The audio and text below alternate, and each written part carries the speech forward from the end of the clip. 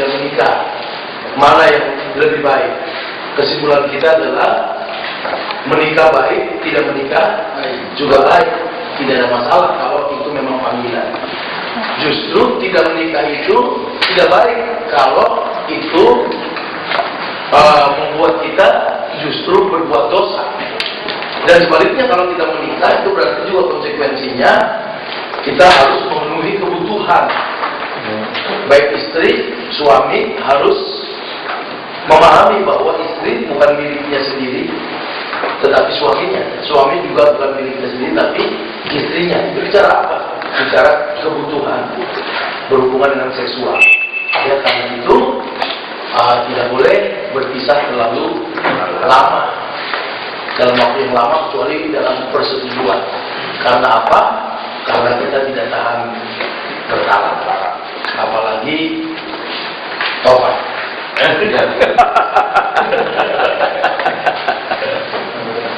Ya, sekarang nasihat kepada bagi yang berkeluarga.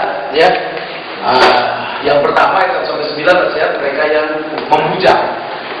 Ya, membujang itu kemarin kita sudah selesaikan. Sekarang bagaimana dengan yang berkeluarga? Kita baca dulu ayatnya supaya mantap, ayat 10 sampai dengan ayat yang ke-11 dulu, dua ayat ini. Karena ada kata-kata yang agak sulit untuk kita mengerti. Kalau kita tidak pahami dengan benar, bahaya. Ya, kita baca sama-sama ayat 10 dan 11. 2, 3. Kepada, sama-sama, kepada orang-orang yang telah kawin, aku tidak, bukan aku, tetapi Tuhan perintahkan supaya seorang istri tidak boleh menceraikan suaminya. Dan jikalau dia bercerai, dia harus tetap hidup tanpa suami atau berdamai dengan suaminya. Dan seorang suami tidak boleh menceraikan istrinya. Ini ungkapan yang sulit kita pahami adalah kepada orang-orang yang telah kawin. Aku tidak, bukan aku tapi Tuhan. Nah, seolah-olah ini pernyataan bahwa ada perkataan-perkataan Paulus yang bukan firman Tuhan. Padahal kita tahu bahwa yang ditulis itu adalah firman Tuhan. Ya, nah ini akan saya jelaskan, tapi jelas sekali ungkapan kepada orang-orang yang telah kawin. Nah, ini topik yang berbeda setelah dia bahas pada ayat 1-9 kepada orang-orang yang bujangan. Ya, itu minggu lalu kita bahas. Ya, jadi saudara-saudara, Alkitab dengan jelas mengungkapkan bahwa menikah itu tidak dosa. Hubungan seksual itu tidak dosa kalau itu dilakukan di dalam pernikahan. Jadi menikah atau tidak menikah itu bukan mana yang lebih baik, tapi bagaimana kita mengikuti apa yang Allah inginkan kalau kita tidak menikah, dan kita juga bisa mempermuliakan nama Allah melalui kita menikah. Itu yang penting. Jadi pertanyaannya bukan mana yang lebih baik menikah atau tidak menikah. Nah, itu pasal 7 ayat 1 sampai ayat yang ke-9. Nah, sekarang ayat 10 sampai dengan ayat yang ke-24 bicara tentang kepada mereka yang sudah menikah. Nah, bagaimana nasihatnya kepada orang yang telah kawin? Nah, ini yang menikah. Aku tidak, bukan aku tapi Tuhan. Apa maksudnya ungkapan ini? Ya, ungkapan ini maksudnya aku tidak, bukan aku tapi Tuhan perintahkan. Artinya Paulus mengungkapkan ini sebagai sebuah kutipan. Nah, jadi ada yang dikutip oleh Rasul Paulus langsung dari pernyataan Tuhan Yesus. Makanya dia berkata, aku tidak, bukan aku tapi Tuhan perintahkan supaya seorang istri tidak boleh menceraikan suaminya. Pernyataan ini bukan pernyataan Paulus sendiri, gitu loh dia, tapi dia mengutip dari apa yang sudah Tuhan Yesus katakan. Ya, kita cerita. Ya, ini yang dimaksud. Ya, ini perintah dari Paulus, tetapi lebih dari itu perintah dari Tuhan. Jadi langsung ini adalah kutipan. Kutipan dari mana? Matius 5:32, 19-9, Markus 10:2-12, 16-18. Berhubungan dengan apa? Berhubungan dengan mereka yang menikah tidak boleh bercerai. Nah, secara khusus itu hubungannya dengan tadi siapa? Istri tidak boleh menceraikan suaminya. Ya, nanti ayat 10 dan 11 itu bicara bagaimana tidak boleh bercerai. Ya, perintah ini untuk suami dan istri, mereka tidak boleh bercerai. Itu perintah umum dari Tuhan. Nah, bagaimana kalau tidak bercerai? Kalau ada perceraian, mereka tidak boleh tinggal lagi, tapi hidup tanpa suami atau istri. Ada satu jalan keluar untuk mereka bercerai. Mereka boleh berdamai dengan jodohnya. Jadi mereka yang bercerai tidak boleh nikah lagi. Dan kalau terpaksa memang sudah bercerai, kalau mau saudara-saudara harus berdamai. Kalau tidak berdamai, tidak boleh. Ini ungkapan yang Paulus bangun tadi berdasarkan apa? Pernyataan Tuhan Yesus dalam Matius 5 ayat 32. Matius 19 ayat 9. Ya. Nah, Tuhan Yesus telah memberikan perintah mengenai perceraian. Tapi mengenai masalah yang berikut ini, ia belum memberi ajaran tertentu. Apakah yang Paulus katakan di sini sama dia berwenang? Ayat yang ke-12, coba kita lihat. Ya. Ya. Nah, kepada orang lain aku, bukan Tuhan katakan. Ngerti? Tadi ayat yang ke-10, sudah lihat perbandingannya, kepada orang-orang yang telah kawin. Nah, tidak, ya, telah kawin aku, tidak, bukan aku tapi Tuhan. Artinya apa?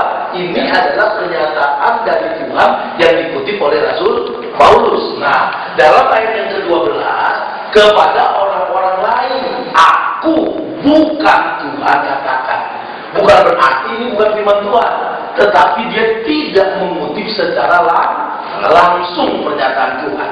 Kalau tadi yang 10, aku, bukan aku tapi Tuhan. Artinya apa?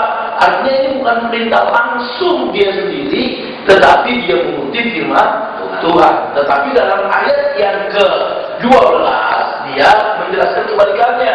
Kepada orang-orang lain aku, bukan Tuhan katakan. Nah, tadi pertanyaan kita, apakah ungkapan ini sama wewenangnya dengan ayat yang ke-10? Sama. Cuma dia yang ingin mengungkapkan bahwa ada firman Tuhan yang langsung dikutip, tapi ada ungkapan Paulus yang sama dengan firman Tuhan, tapi bukan kutipan yang ada dalam perjanjian lama maupun kitab-kitab yang lain atau pernyataan Tuhan Yesus.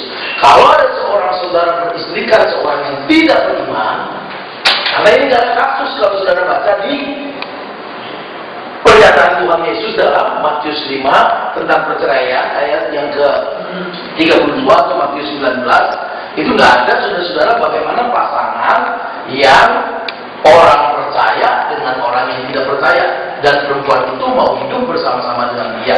Janganlah saudara itu menceraikan dia. Jadi ini kasus yang lain, makanya kepada orang lain. Artinya apa? Ini kasus khusus. Dia berkata apa? Aku bukan Tuhan. Artinya ini nggak ada di kitab lain kasus ini.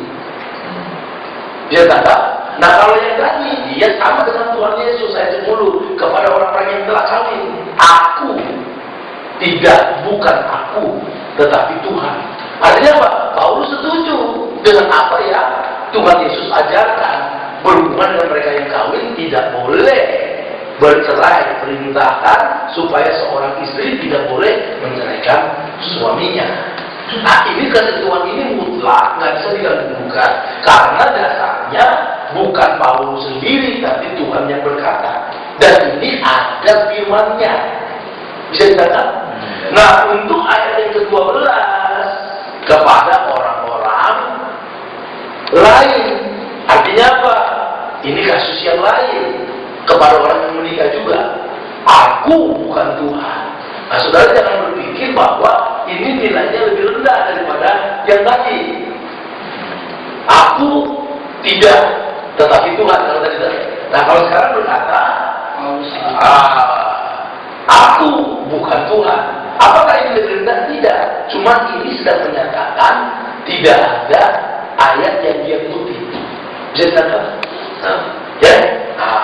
Katakan, kalau ada seorang saudara beristrikan seorang yang tidak beriman dan perempuan itu mau hidup bersama-sama dengan dia, janganlah saudara itu menceraikan dia. Artinya prinsipnya masih sama, nggak boleh cerai. Tapi kasus ini tidak ada di kitab-kitab lain, di yang lain, belum pernah disinggung.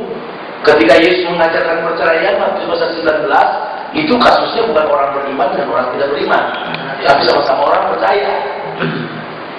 Nah, karena dari awal bahwa dari perjanjian lama Tuhan tidak memperbolehkan kawin campur. Makanya saudara lihat bagaimana Abraham itu mencarikan istri dengan Ishak. Itu dari mana? Dari kaum keluarga. Kenapa kaum keluarga? Itu sebenarnya bukan hanya bicara tentang kaum keluarga dari segi darah, tetapi itu dari segi seiman.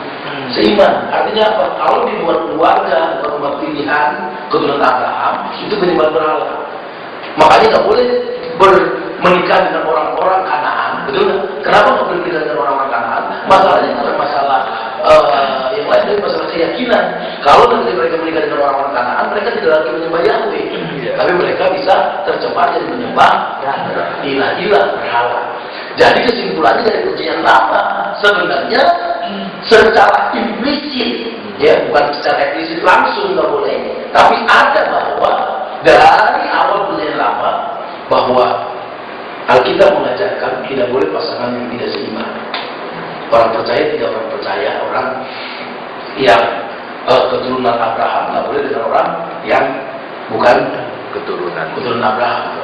Bahkan dari awal waktu pertama kali Tuhan menciptakan manusia, kalau dalam Kejadian pasal 2 ayat 18, tidak baik manusia seorang diri. Aku akan menjadikan penolong yang sepadan. Garis bawah sepadan. Memang waktu itu belum ada agama, itu masalahnya. Tapi kata sepadan itu menunjuk kepada kita apa? Nggak boleh ya berbeda keyakinan. Setelah ada keyakinan, itu nanti implikasinya. Nah, itu salah satu yang paling penting. Sepadan juga nanti kalau saudara punya anak, punya teman untuk bisa memberi nasihat, sepadan juga itu bisa berhubungan dengan apa? Usia. Sepadan juga menjadi pertimbangan apa? Pendidikan. Ya. Status ekonomi itu harus menjadi satu hal yang dipertimbangkan. Bagaimana mungkin saudara dokter nikah dengan orang yang tidak tamat SD? Susah, nggak nyambung. Jadi bukannya membedakan, tapi nggak sepadan. Nggak sepadan. Nah, kalau saudara bisa seperti itu, nomor satu kualitas iman. Kalau sudah seiman, mungkin saudara harus bayar harga. Bagaimana saudara bisa sepadan dengan yang nggak tamat SD tapi saudara dokter? Bisa. Tapi saudara bayar harga uangnya. Bagaimana supaya dia sepadan? Nah, mungkin saudara nggak pakai bahasa dokter, saudara pakai bahasa tarsan. Ya, nah, jadi itu yang sedang dibahas ya. Jadi dari awal bahwa memang konsep Alkitab tidak boleh pasangan orang yang percaya tidak percaya, kawin campur nggak boleh. Dan itu juga sekarang masuk dalam pendidikan, dalam undang-undang perkawinan. Perkawinan dulu masih boleh. Oh iya. Kawin campur agama A dengan agama B boleh. Sekarang udah nggak boleh, harus ada yang ngalah salah satunya. Nggak boleh. Ya lah, Alkitab sudah dari dulu sudah nggak boleh. Harus orang percaya. Nah, saudara-saudara, kalau di sini yang belum menikah, ini yang jadi pertimbangan kita nomor satu. Jadi menikah itu bukan persoalannya gampang seperti membalik tangan. Kalau saudara berkata, nggak apa-apa sekarang nggak percaya, nanti saya nikahin supaya percaya. Kesempatan saya cari jiwa. Belum tentu. Saudara kalau mau cari jiwa, jangan dipacari. Diimbing dulu bertobat. Kalau dia bertobat berarti Tuhan kehendaki. Follow up jadi follow me, nggak apa-apa. Follow up jadi follow me. Ada imannya di follow up dulu supaya bertobat. Kalau sudah bertobat, follow me nggak masalah. Banyak dosen dengan mahasiswa nggak ada masalah. Pendeta dengan jemaat biasa. Ya, guru sekolah minggu, ya dengan jemaat ya. Biasa pendetanya dengan guru sekolah minggu, ya kan itu follow up jadi follow me. Follow-followan ya. Lain lagi kalau follow lagi gitu. Ya. Saya ada cerita nasab ikut dan bernasab seperti teman sih. Kristen sama Katolik itu dekat, dia cerita ke saya, dia nggak setuju sama orang tuanya yang perempuan. Mereka Kristen sama Katolik berpacaran nggak? ada restu. Ini Ya. menilai pandangannya. Ya, kalau berdasarkan undang-undang perkawinan juga itu sudah ada main beda. Nah, memang nggak boleh juga, nggak bisa, harus pilih di Katolik atau di Kristen. Itu dari undang-undang. Nah, kita secara alkitabiah, masalahnya bukan Katoliknya atau Kristennya, lahir baru kan? Sesama orang Kristen aja saudara bukan pasangan yang seimbang, sepadan, kalau tidak lahir baru. Jadi takarannya bukan Kristen, takarannya lahir baru, karena banyak orang Kristen yang tanpa Kristus. KTP. Ini nanti akan menjadi dasar kita untuk kasus yang dimana orang yang tidak percaya menceraikan. Nah, ini yang akan kita bahas. Nah, jadi kasusnya ini mulai dari ayat yang ke-12 itu menceritakan kepada kita kasus ada pasangan orang yang percaya dengan orang yang tidak percaya. Pasangan itu sudah terlanjur. Ada beberapa kemungkinan. Ini nanti kita lihat ada beberapa kemungkinan. Ya, coba kita lihat. Ya.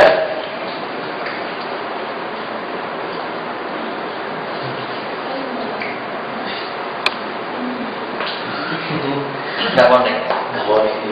Ayatnya. Iya betul tadi, cuman itu kan udah dibahas yang tadi. Iya. Ya. Mungkin pikirannya ke pasangannya tadi. Sudah punya pasangan. Iya, belum punya pasangan. Kamu ada ini, lihat.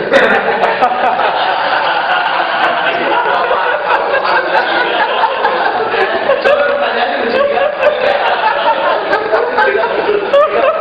Yang begini jangan cepat-cepat kayak kakak sih, ya kan?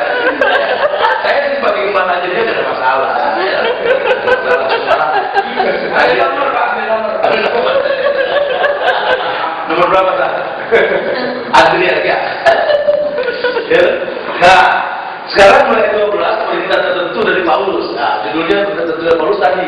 Paulus berkata, bukan aku tapi Tuhan, itu ayat 10. Nah, yang sekarang Tuhan bukan aku. Ya, artinya bukan sedang membuat kualitas firman-Nya berbeda, bukan. Hanya ingin mengungkapkan tadi ayat 10-11 itu kutipan dari ayat. Nah, mulai ayat 12 ini kasus yang tidak ada. Ya, makanya judulnya perintah tertentu dari Paulus.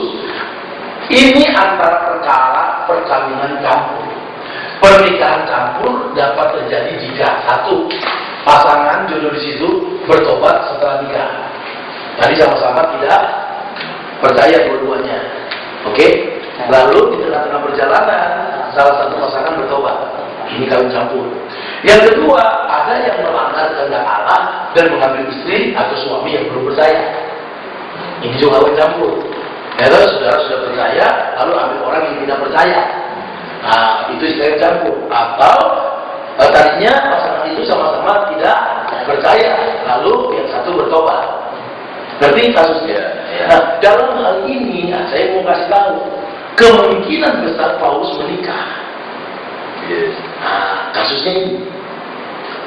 Makanya dia bilang lebih baik janda-janda ya minggu lalu kita bahas seperti aku. Artinya apa? Tidak menikah lagi. Kenapa Paulus tidak bisa menikah? Karena dia anggota Sanhedrin. Siaran untuk menjadi anggota Sanhedrin, dia orang Farisi harus menikah. Tapi tidak punya anak. Mungkin waktu dia menikah dengan, karena tadi ceritakan. Tetapi dengan ini kita bisa melihat kenapa? Karena fakta bahwa dia anggota Sanhedrin. Jadi kalau anggota Sanhedrin nggak bisa enggak, perjalanannya harus menikah. Cuma orang sering sekali pakai 1 Korintus pasal 7 ini membuktikan yang minggu lalu kita bahas ayat 9 bahwa Paulus tidak menikah. Padahal itu tidak menunjukkan Paulus tidak menikah. Cuma memang dia berkata, iya, nggak menikah baik, lalu menikah juga baik. Kan dia bilang, lalu untuk janda-janda lebih baik seperti apa? Betul ya? Berarti janda-janda itu artinya apa? Sudah pernah menikah. Lebih mendapat, jangan menikah lagi. Kalau hanya janda ya Pak, berarti juga tidak. Tapi kalau yang lain ya istri nggak boleh menceraikan suami. Ya, suami tidak boleh kan tidak ada kata istri, apa itu letter gitu atau seperti keterangan yang benar? Kenapa? Kan itu terteranya kata itu kan Istri suami menceraikan istri ya, istri tidak boleh menceraikan suaminya. Itu kan apakah hanya istri saja atau suami istri, karena kata-kata yang tertulis itu tidak dua-duanya. Ya, jadi ini bisa berlaku dua-duanya. Ya. Cuma kasus di sini kita kan nggak tahu surat yang dikirim yang kemarin Ya. pasal 71 kan. Ini kan berdasarkan surat yang dikirim pasal 71. Jadi ada jemaat kirim surat ke Paulus. Betul. Nah, kita kan nggak tahu surat yang dikirim itu pasalnya apa ya. Ada sekarang tentang hal-hal yang kamu tuliskan padaku. Ya. Jadi ada jemaat yang lapor masalah yang terjadi di sana. Nah, berdasarkan surat ini kemungkinan yang terjadi di Korintus istri yang menceraikan suami. Nah, nyambung pembicaraan itu Pak. Nah, Apa budaya, saya juga membaca sama itu, Bu Iba, apa budayanya di Korintus itu istri lebih dominan? Sehingga dikatakan di situ istri tidak boleh menceraikan suami. Umumnya kan suami menceraikan istri, Pak. bisa itu, tetapi kemungkinan besar bahwa kasus yang terjadi yang ditulis oleh jemaat adalah istri yang menceraikan suaminya.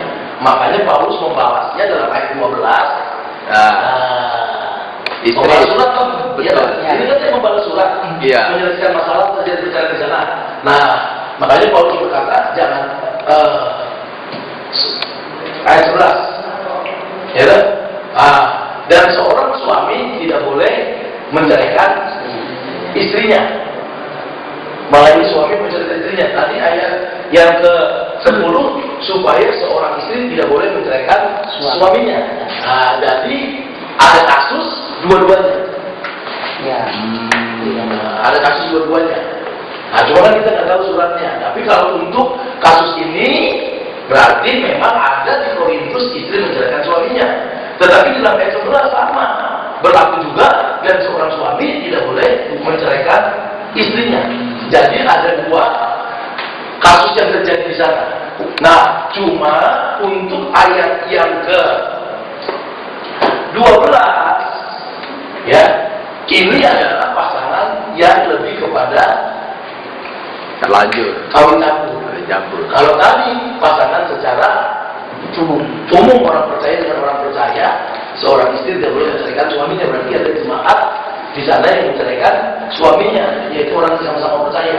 Nah, pasal 12 ayat 12 ini Paulus menceritakan bagaimana ada kasus di jemaat Korintus orang yang percaya menikah dengan orang yang tidak percaya. Itu pun orang yang percaya tidak boleh menceraikan. Janganlah saudara di sini menunjukkan orang yang percaya menceraikan dia. Jadi menceraikan tidak boleh dari pihak orang yang percaya. Lanjut ayat 12 sudah jelas. Benar. Langsung sampai atas. Ya. Dan kalau ada seorang istri bersuami dan seorang yang tidak beriman, kebalikannya. Ya, oke. Kalau tadi yang pertama, yang ayat 12 suaminya yang beriman. Ya. Nah, sekarang seorang istri bersuamikan seorang yang tidak beriman. Sekarang yang beriman adalah istrinya. Betul nggak? Dan laki-laki itu mau hidup bersama-sama dengan dia, janganlah ia menceraikan laki-laki itu. Jadi sama. Jadi kalau istrinya beriman, ya ini ayat yang ke-13, suaminya tidak beriman, istri nggak boleh menceraikan. Ya. Nah, ayat yang ke-12, suaminya yang beriman, istrinya tidak beriman. Nah, suaminya juga ayat 12 tidak boleh menceraikan istrinya. Jelas? Ya. Ya. Nah, jadi ini kawin campur. Ayat 14. Karena suami yang tidak beriman itu dikuduskan oleh istrinya, dan istri yang tidak beriman dikuduskan oleh suaminya. Andai kata tidak demikian, niscaya anak-anakmu adalah anak-anak cemar, tapi sekarang mereka adalah anak-anak kudus. Artinya anak-anak pasangan orang yang tidak beriman dan orang beriman kawin campur sesudah dengan pengaruh. Tetap anak kudus. Tetap anak kudus. Oke? Nah, nanti kita akan bahas lebih lanjut. Lanjut. Langsung ke atas ayatnya. Ya, tetapi kalau orang yang tidak beriman itu mau bercerai, nah ini dia. Oh, yang minta. Nah, jadi ada kesempatan ya saudara. Mau bercerai, biarlah ia bercerai. Artinya Artinya inisiatif bukan dari yang orang yang percaya. Dalam hal yang demikian, saudara atau saudari tidak terikat. Apa yang tidak terikat? Halal. Halal. Artinya apa? Boleh kawin lagi dan boleh tidak kawin. Tetapi Allah memanggil kamu untuk hidup dalam damai sejahtera. Nah, jadi takaran tidak bersejahtera. Kalau memang untuk tidak kawin lagi damai sejahtera, ya jangan kawin lagi. Tapi kalau untuk mau kawin lagi, ada di sini saudara-saudara membolehkan walaupun tidak eksplisit, tidak terikat, ungkapan tidak terikat. Itu artinya saudara-saudara menikah dan tidak menikah boleh. Cuma jangan lupa diceraikan. Ya, tidak bukan kita yang menceraikan. Ya. Tidak tahu. Ini dia. Nah makanya saudara-saudara saya sering sekali menceraikan, menikahkan orang yang sudah cerai. Sekarang saya lagi membina satu pasangan di mana suaminya itu sudah pernah menikah, bahkan sudah punya anak. Kemudian sekarang istrinya ini seorang yang belum pernah menikah, lalu mau menikah dengan duda. Ya, dengan duda. Nah kan banyak orang yang mau memberkati. Duda mati atau duda cerai itu? Kenapa? Dudanya. Duda cerai. Duda cerai. Duda cerai. Cerai hidup. Ya seperti ini kita harus lihat cerainya kenapa. Iya. Kalau cerai mati tidak ada masalah. Nah kita lihat. Nah kesimpulan saya selalu kalau saya menolong mereka untuk memberkati, kesimpulannya apa? Kesimpulannya bahwa pasangan ini dulunya sebenarnya bukan orang yang sudah percaya, walaupun orang Kristen. Tapi kalau sudah pemberkatan kasusnya kan baik-baik. Nah walaupun sudah pemberkatan karena apa? Karena mereka kan belum lagi baru, artinya diceraikan kan kasusnya sama. Jadi kalau orang sudah menceraikan, apalagi istrinya itu ketangkap selingkuh. Bagaimana mungkin kalau istrinya selingkuh? Dan Tuhan Yesus juga katakan boleh bercerai kalau selingkuh. Nah berdasarkan ayat ini saya padukan. Berarti kalau dia selingkuh, ini pasangan orang yang tidak percaya. Nah kemudian lihat lagi saudara-saudara, tetap dianjurkan untuk jangan menikah. Tetapi kembali yang tadi kemarin kita bahas, bahaya percabulan daripada dihanguskan hawa nafsu. Misalnya umurnya masih 35, masih produktif. Saudara, bagaimana mungkin dia sudah pernah menikah sampai punya anak dan dia tidak menikah lagi? Saudara, tak mungkin.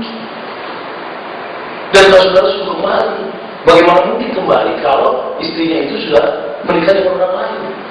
Tambah kisut. Hasilnya kesimpulan kita bahwa dia orang tak percaya. Jadi sudah tidak terikat. Izin, Pak. Makanya itu yang saya sarankan ke Ijen. Nah, waktu Ijen dimaksud sama saya, karena dia ditentang oleh banyak orang, nggak boleh menikah karena cerainya bukan cerai menikah, karena cerainya masih hidup. Nah sekarang suami istrinya udah menikah. Ijen saudara mau dia normal, nggak boleh punya anak. Iya. Saudara bilang nggak boleh menikah, sudah nyiksa, cuma sudah jadi dia. Mau nggak? Dia kan nggak mau diceraikan, dia juga mau gabung. Kalau mau kembali lagi kan mau, tapi itu dia nggak mau. Sudah nggak boleh menikah, sudah sama saya berkata dan saya bertanggung jawab. Terus ayat tadi dipakai yang memutuskan itu Pak, misalnya masih single ya Pak, masih single, kemudian naksirnya sama orang yang tidak lebar atau beragama lain ya, itu apa diperbolehkan gitu? Apa itu tidak melanggar firman Tuhan misalnya? Nggak boleh. Kalau belum nikah ya. Maksudnya laki-laki misalnya yang Kristen misalnya ketemu misalnya non Kristen lah, senang Pak ya, mau menikah. Itu apa berlaku ayat suami memutuskan istri? Nggak boleh. Nggak bisa, bukan itu. Ini pasangan sudah terlanjur dan berlaku bagi anaknya.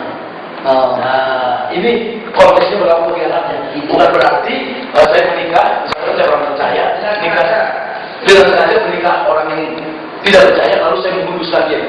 Bukan begitu ya Pak. Jadi saudara, saya tidak akan memberkati orang kalau orang itu belum lahir baru. Memang keterbatasan saya untuk menilai orang lahir baru atau tidak lahir baru, tapi saya layani sampai saya punya keyakinan berdasarkan kebenaran firman dia sudah lahir baru. Masalah itu kan pribadi dia dengan Tuhan. Tapi saya akan layani dia untuk terima Yesus, termasuk pasangan yang saya bilang tadi. Ya. Saya suruh dosa dan sebagainya. Iya, sampai ada orang yang sekarang saya counseling di rumah. karena sekretaris gereja saya di rumah, jadi saya sudah dalam rumah. Waduh, itu saya sampai takut. Kadang-kadang tetangga tidak lihat nonton, kamu ada yang teriak-teriak sampai wah, karena kamu menyadari dosa mereka dan luar biasa. Jadi Tuhan, sampai ada teriak-teriak sampai teriak-teriak. Itu kan rumah kedengeran.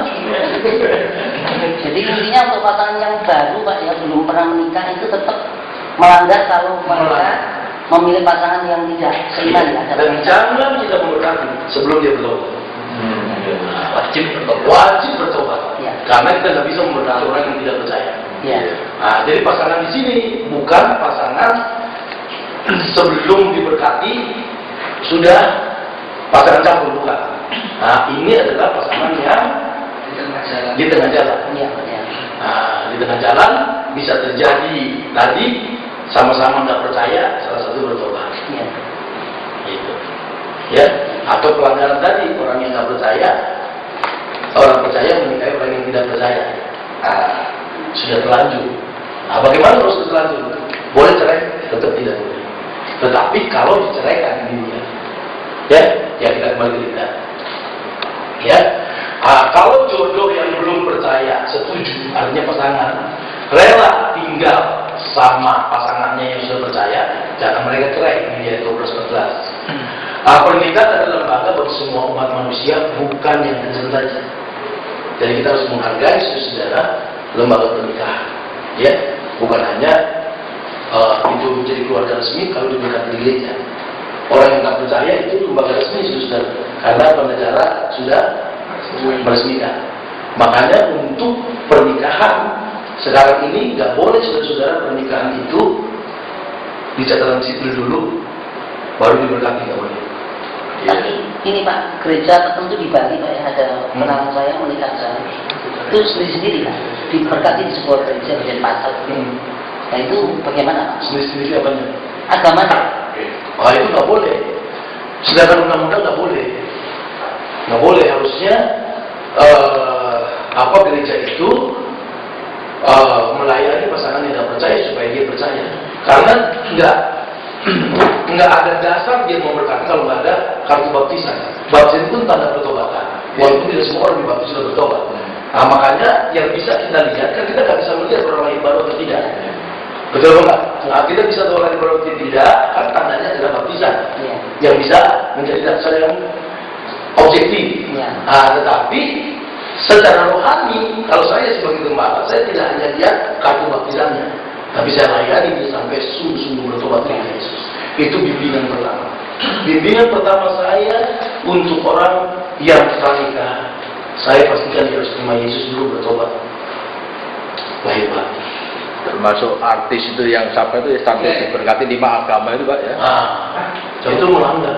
Nah, makanya orang harus diberkati dulu buat catatan sipil. Kenapa? Karena negara nggak bisa memberkati. Nah, yang saya maksudnya kenapa kok gereja itu ya, maksudnya ya di situ kok berani Pak memberkati? Ya makanya itu salah, itu kesalahan. Itu kesalahan, nggak boleh. Persembahannya besar Pak. Ada kaitannya ya.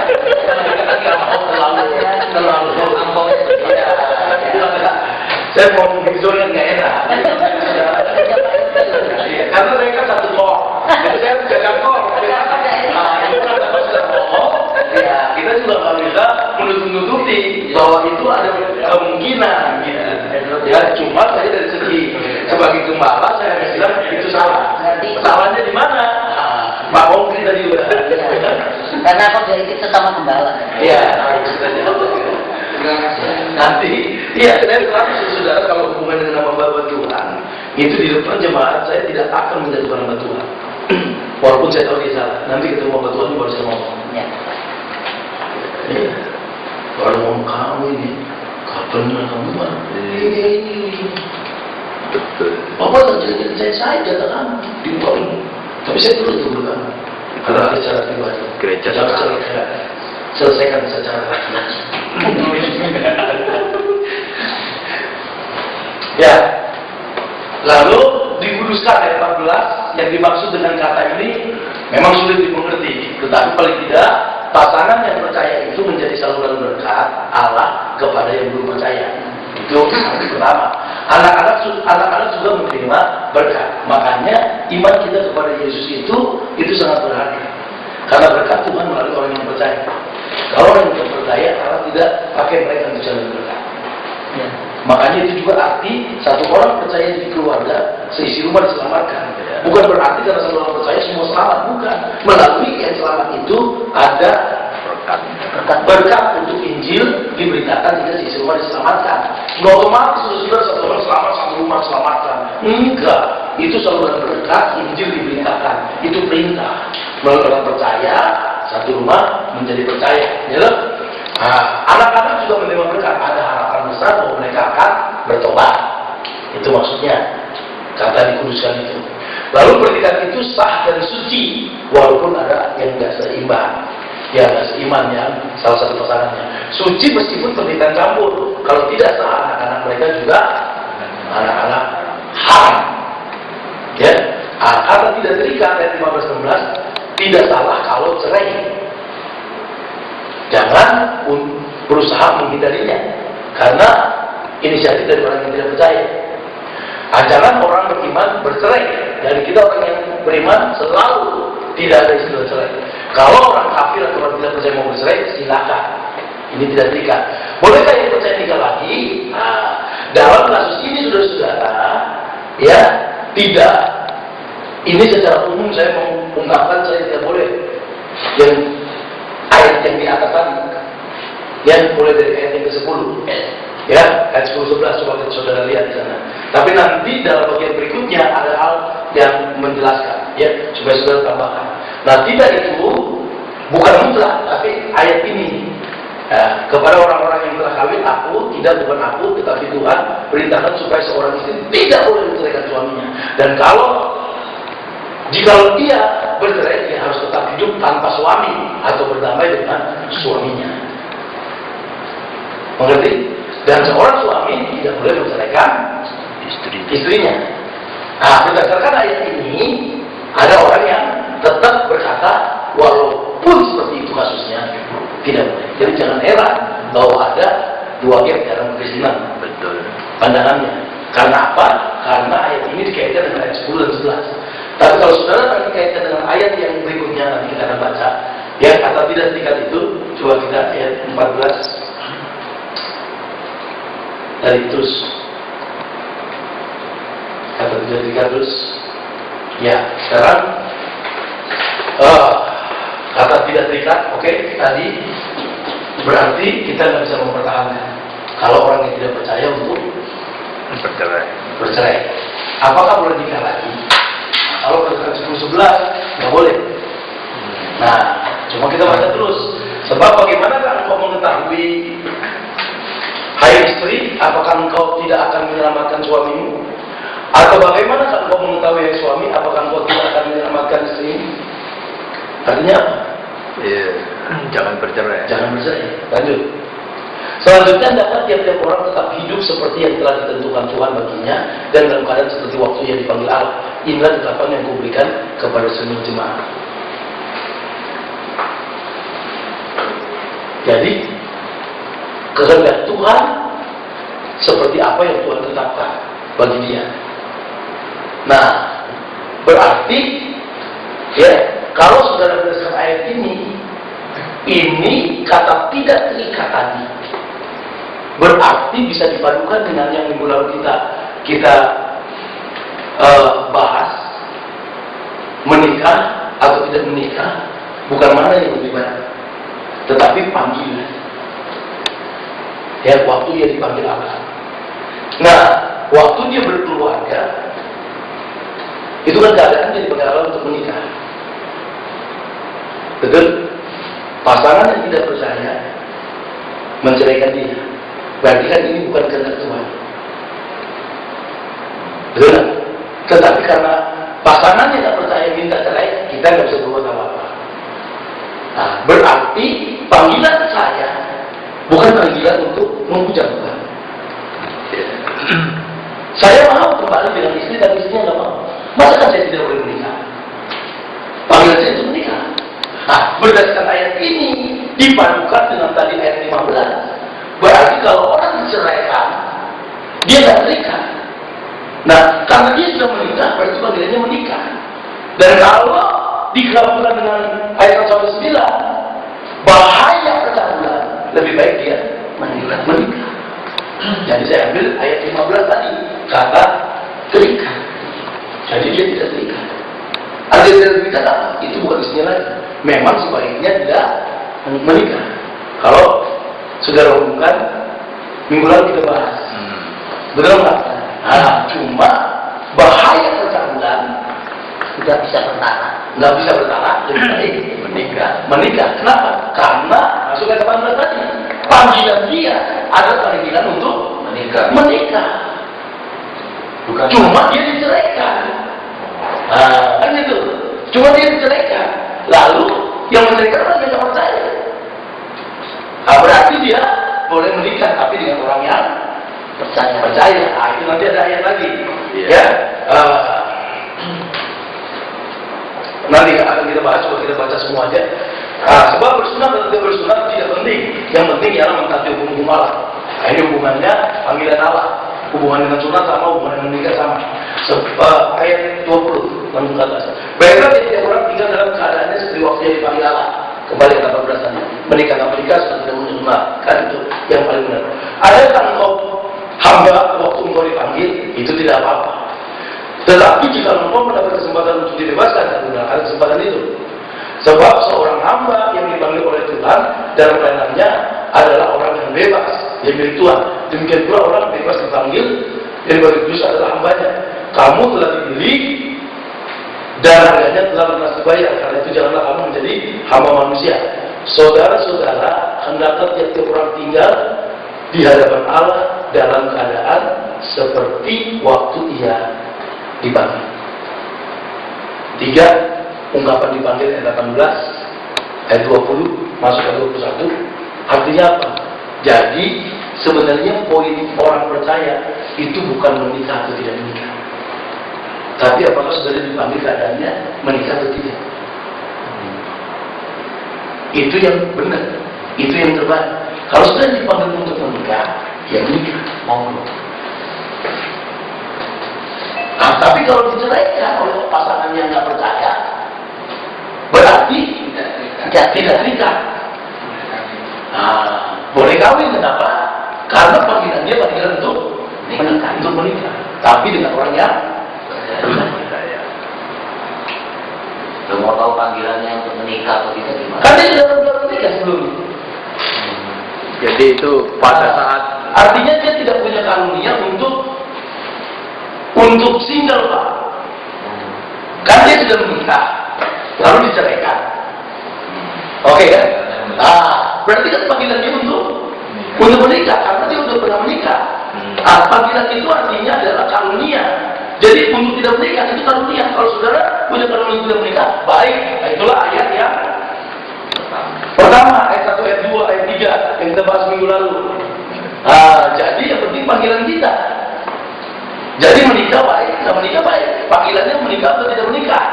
Jadi bukan menikah itu lebih baik atau tidak menikah lebih baik, bukan. Tapi panggilannya mana? Kalau panggilan saudara untuk menikah, baik sudah menikah. Tapi kalau panggilan saudara tidak menikah, sudah menikah, nggak baik. Atau kebalikannya, panggilan saudara untuk tidak menikah, tapi sudah menikah, nggak baik. Nah, kasus ini dia sudah menikah, berarti dia panggilannya untuk menikah, tapi diceraikan sama pasangan yang tidak percaya.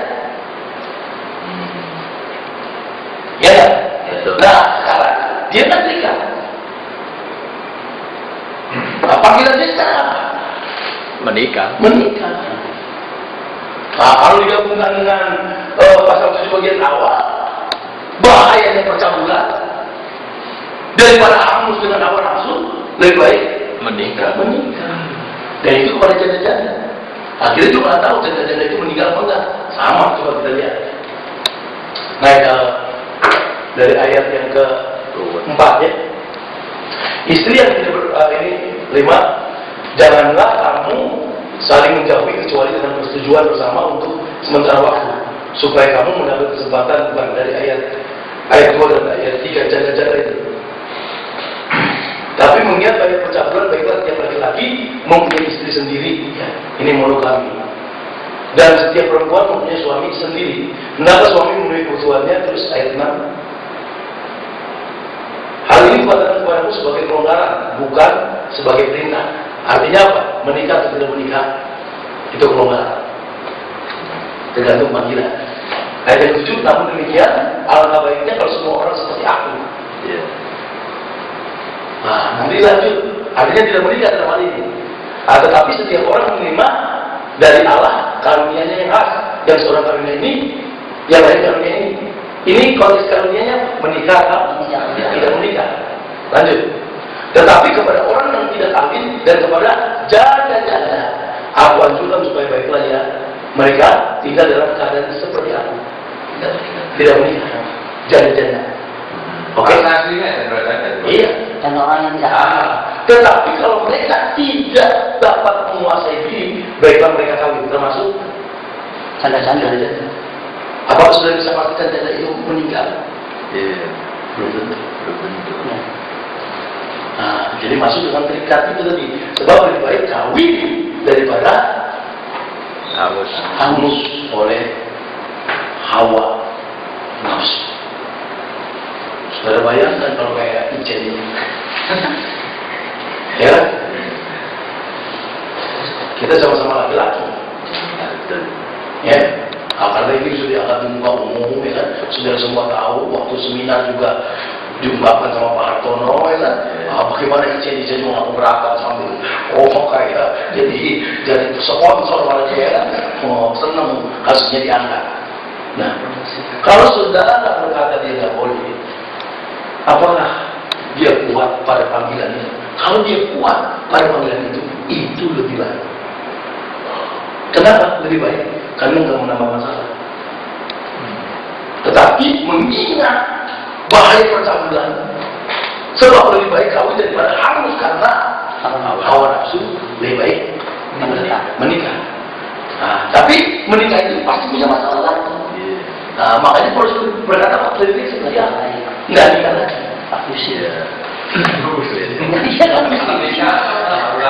Iya, betul-betul lagi. Makanya lebih baik kalau seperti aku kata Paulus. Seperti aku itu memberi indikasi bahwa Paulus pernah menikah. Kasus.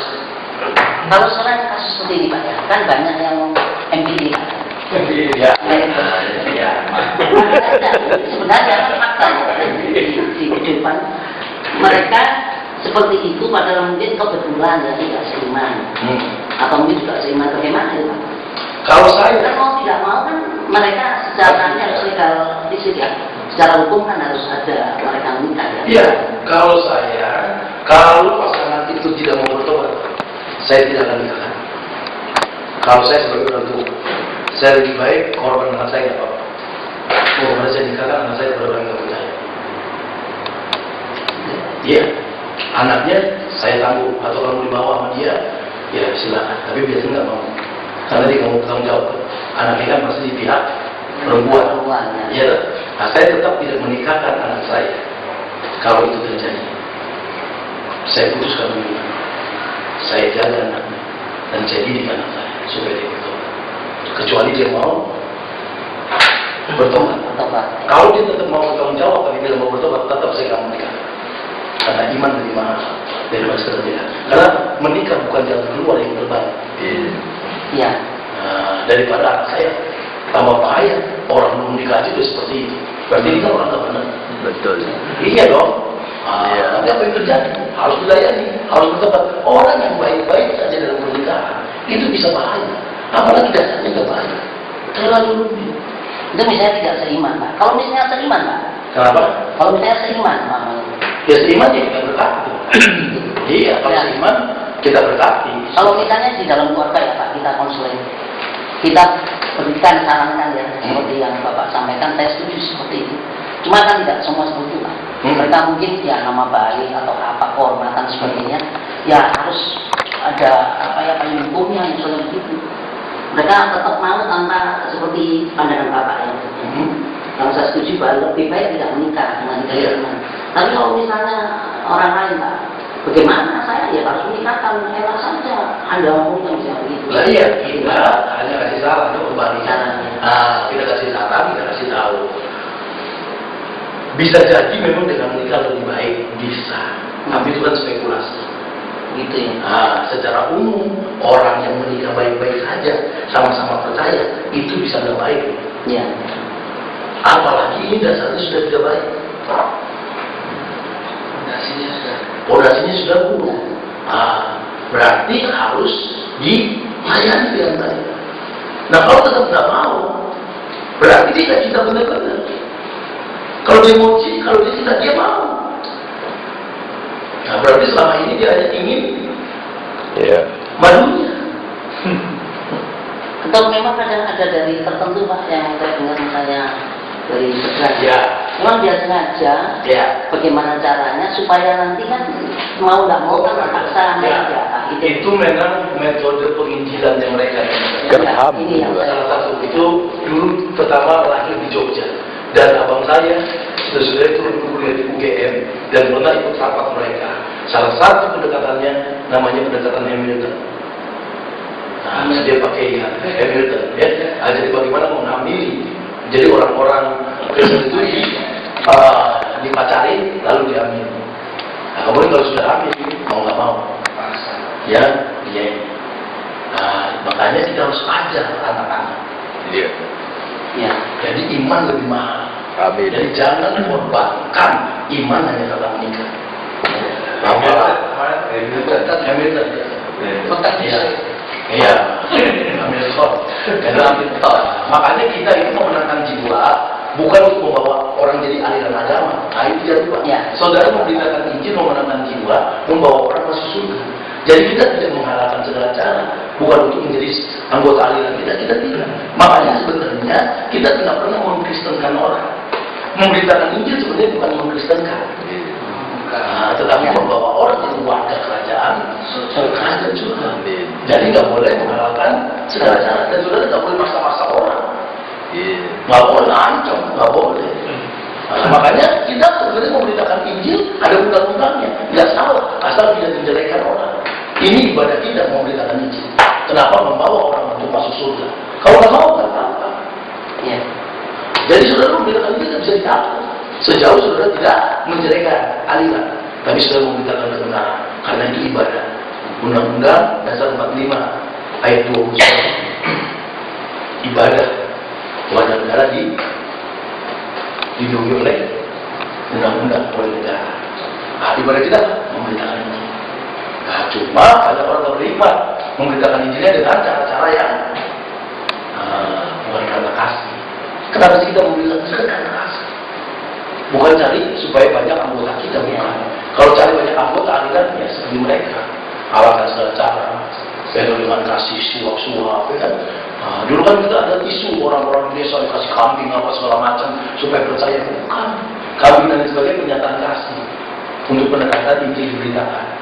Mereka kalau percaya tetap kambingnya datang, nggak ada masalah. Tapi kalau mereka percaya karena kambing, itu namanya orang Kristen kambing. Banyak saudara. Iya, di negara kita banyak para penginjil yang motivasinya nggak benar.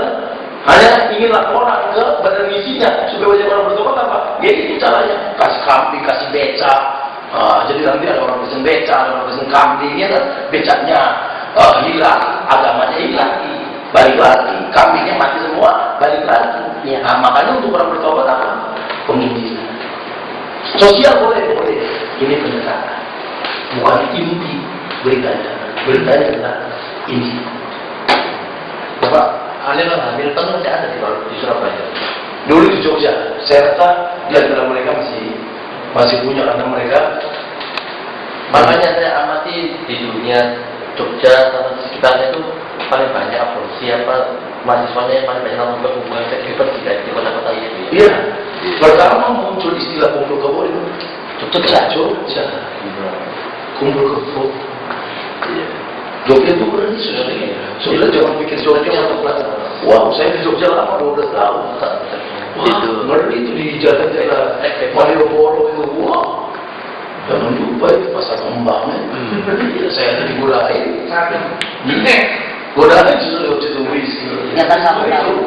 Pak, ya aku senyum-senyum dia tahu punya pengalaman dia.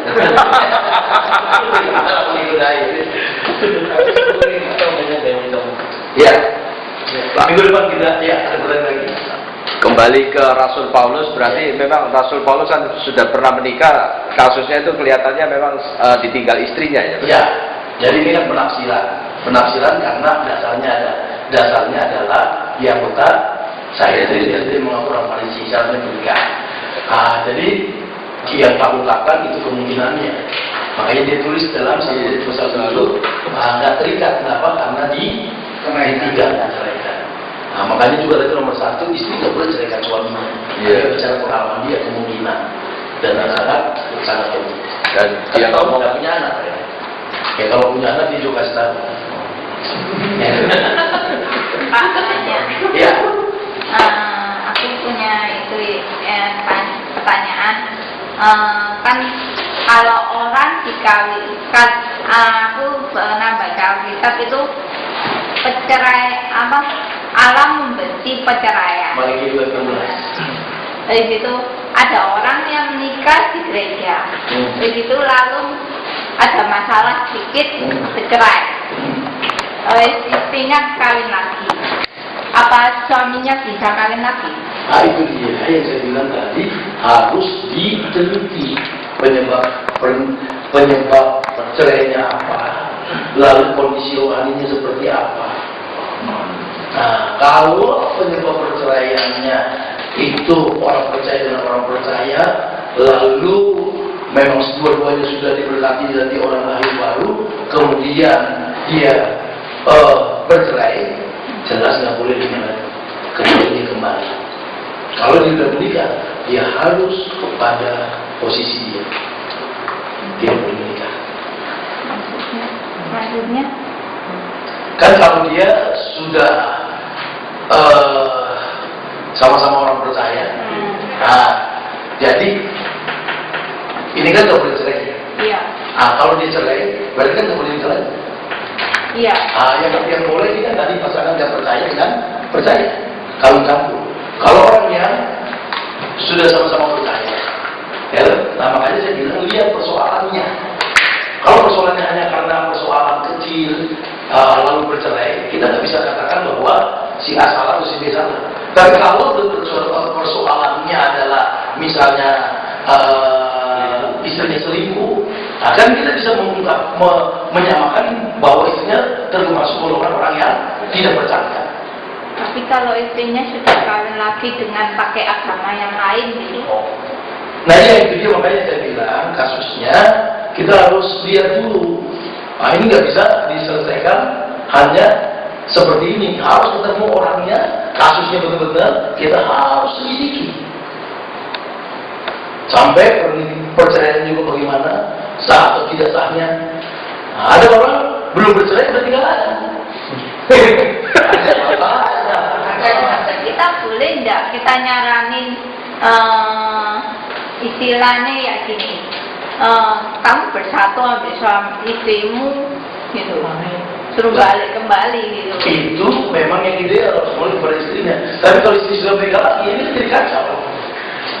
Berarti kita sudah cerai dia dengan yang ini, tambah repot ini. Ini yang harus saya bilang di konseling dulu. Kita harus tahu dulu persoalannya. Nggak bisa ini dijawab dengan Sepintas. Ini perlu. Ya, makanya ini konsultasi itu ya. Iya, harus konsultasi. Harus tahu dan dia harus terbuka. Dan ini panjang persoalannya. Nggak bisa pertemuan 1 kali, 2 kali, 3 kali, kita harus lihat.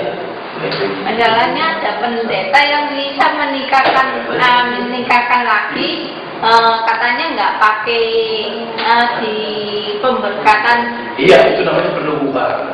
Ada penubuhan nikah. Bukan menikah lagi boleh, tapi nggak di gereja, tapi di luar gereja. Nah, itu namanya penubuhan. Jadi bagi Tapi bukan nikah dengan yang sama. Lah iya, itu namanya penubuhan. Ya, jadi kalau orang yang sudah pernah menikah lagi, itu bukan pemberkatan nikah, penubuhan. Ya. Walaupun dengan orang yang nggak percaya, walaupun dengan orang yang lain, itu namanya penubuhan. karena bukan lagi diberkati itu bagi orang yang sama-sama perawan dan pencakap, ya belum pernah menikah. Nah kalau udah MBA itu juga bukan pemberkatan. Kita nggak pernah memberkati orang yang udah MBA, itu juga peneguhan sama. Nah, cuma ada gereja mendisiplin peneguhan nikah itu nggak boleh di gedung gereja, mungkin di rumah atau di tempat lain. Tapi tetap persoalannya kita harus tahu secara jelas bagaimana cerainya, kenapa cerainya, kondisi rohaninya waktu menikah, kita harus tahu. Di sana kita golongkan dia masuk pada kelompok ini, pasangan orang percaya dengan orang yang tidak percaya. Kalau bisa nanti dia bisa kita nikahkan. Tetapi kalau misalnya dia adalah hamba Tuhan, ini kita sulit. Ini misalnya kelasnya seperti ini, kalau dia bercerai, nggak bisa dia nikah lagi. Kenapa? Karena lain kedudukannya. Kalau jemaatnya kita nggak tahu. Iya. Cuma istrinya istri baru. Kenapa? Istri lama balik lagi. Nah iya, kalau misalnya dia menikah lagi, kalau kembali lagi nggak ada masalah sama siapapun. Tapi kasus kalau misalnya posisi seperti itu, jadi kita harus tahu. Terlalu banyak hal-hal yang perlu kita selidiki. Kalau kasus orang sudah bercerai, nggak semudah itu dia bisa menikah lagi, dia bisa. Yang paling ideal dia kembali kepada pasangannya. Cuma kalau pasangannya tadi sudah menikah, itu nggak mungkin. Ya kan? Bagaimana mungkin kita suruh kembali ke pasangannya kalau pasangannya udah dengan orang lain? Apalagi udah punya anak lagi, apa kacau ini? Seandainya family istrinya menikah lagi, gimana? Kenapa? Tidak menikah. Nggak boleh. Nggak boleh. Alasannya? Karena dia posisi orang percaya. Posisinya sebagai orang percaya. Nggak boleh. Iya. Iya.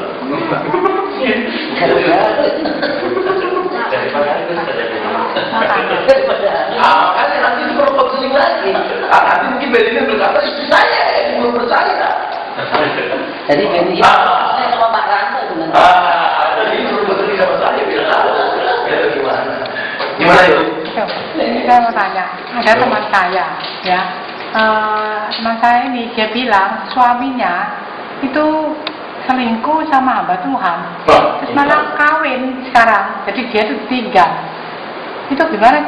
Suaminya? Ya, suaminya itu malah saya itu katut sama hamba Tuhan. Hamba Tuhannya perempuan.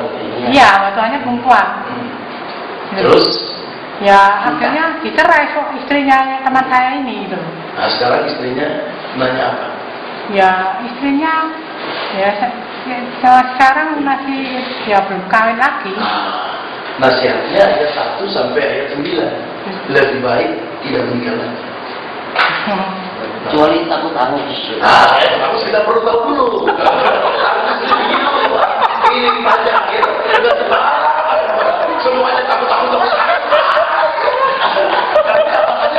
Terus kan?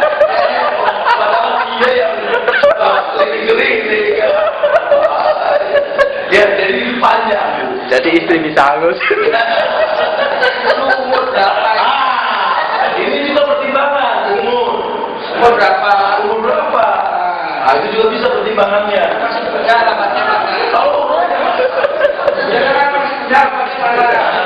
Kalau umurnya 60, ampun. Dan dia merasa mau nikah lagi, itu harusnya tinggi. Karena kalau umurnya 38, ya kan? Kalau umur 60 jangan masukkan aku dalam persembahan.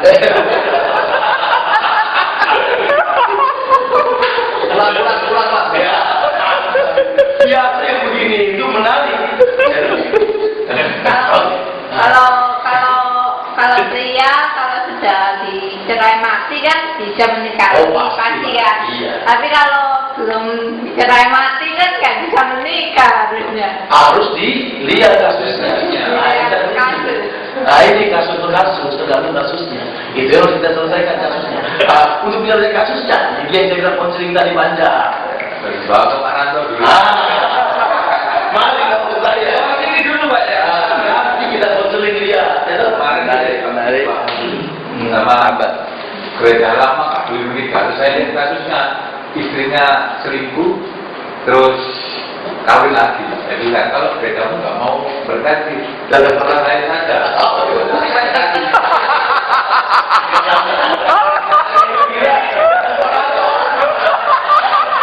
Nanti setiap orang punya masalah perkawinan ke saya. Nanti tanggung jawabnya berat. Menyelesaikan masalah-masalah semua. Itu berat loh Pak, benar. Sangat berat sekali itu satu keputusan yang perlu pergumulan doa semua untuk menikahkan pasangan-pasangan seperti itu. Jadi panjang. Iya, dua kali. Bohong. Akan dia bisa bohong. Iya, dan surat itu harus surat dia semua. Orang tua segala macam harus tahu. Jangan-jangan dia, wah, Ya masalahnya kan bohong. enggak yang seperti itu biasanya cari gereja-gereja kecil di desa-desa ya. Itu kalau mau Iya. dia pergi ke desa cari. Betul. Ya tadi yang Pak bilang itu tinggal dikepret selesai. Memang ada gereja tertentu seperti itu Pak, Iya. bisa mengeluarkan surat kawin walaupun tidak sesama seiman tuh bisa. Ada, itu masalah, itu bahaya. Teman saya tuh ada yang seperti itu, beli itu. Biasanya gereja-gereja kecil-kecil yang Iya. ada pikiran-pikiran di desa-desa itu dimanfaatkan oleh hidung-hidung gelap ini. Bener. Kalau kasus Pak, misalnya Kalau itu nanti harus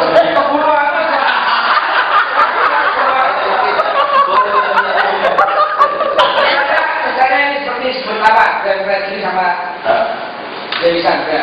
Itu yang memberkati itu ada Alexander Daniel. Itu kan juga pengunjung terbesar. Iya. Dia pelayan. Oh, boleh akan Gagal deh. Daniel Alexander Pak. Gitu. Itu sebabnya kan apa? Nah, itu kasusnya itu apa masalah juga dana yang besar. Nah, kalau kita perlu lihat bisa jadi dia melihat bahwa ini pasangan yang memang masuk sini dua-duanya belum percaya, lalu dia layani jadi bertobat dua-duanya bisa. Cuma kalau lihat dari poinnya sekarang jadi kita tanya. Iya. Nah, itu Sebenarnya kan kalau pasangan itu jadi tambah baik, berarti dia berhasil. Nah, saya sudah memberkati dua pasangan yang punya kasus seperti ini, dan dua pasangan itu sekarang orang-orang yang mencintai itu. Makanya saya sejahtera sekali. Anak-anaknya pelayanan dan keluarganya sekarang lebih bagus. Nah, kalau dia tidak menikah mungkin tidak sebaik ini. Nah, jadi dari buahnya kita bisa melihat bahwa tindakan kita, keputusan kita betul. Makanya setelah seperti itu kita